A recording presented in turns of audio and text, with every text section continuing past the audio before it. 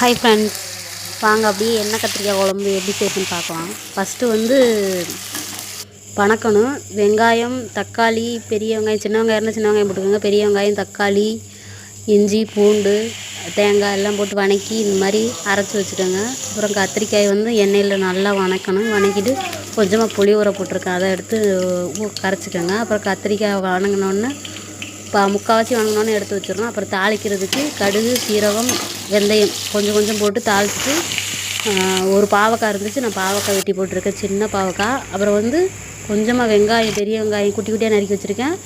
அப்புறம் பூண்டு, இதெல்லாம் நல்லா வணங்கினதுக்கப்புறம் மசாலையை ஊற்றி கூட்டி வச்சுட்டு மசாலா வீட்டு மசாலா, மஞ்சத்தூள் கொஞ்சம் போல் 4 ஸ்பூன் மசாலா போட்டு கூட்டி வச்சுட்டு நல்லா கொதித்தோடனே புளி தண்ணி கொஞ்சமாக ஊற்றிக்கோங்க. புளி தண்ணி ஊற்றிட்டு குழம்பு நல்லா சிம்மில் வச்சு நல்லா எண்ணெய் பிரிகிற அளவுக்கு இந்த மாதிரி விட்டிங்கன்னா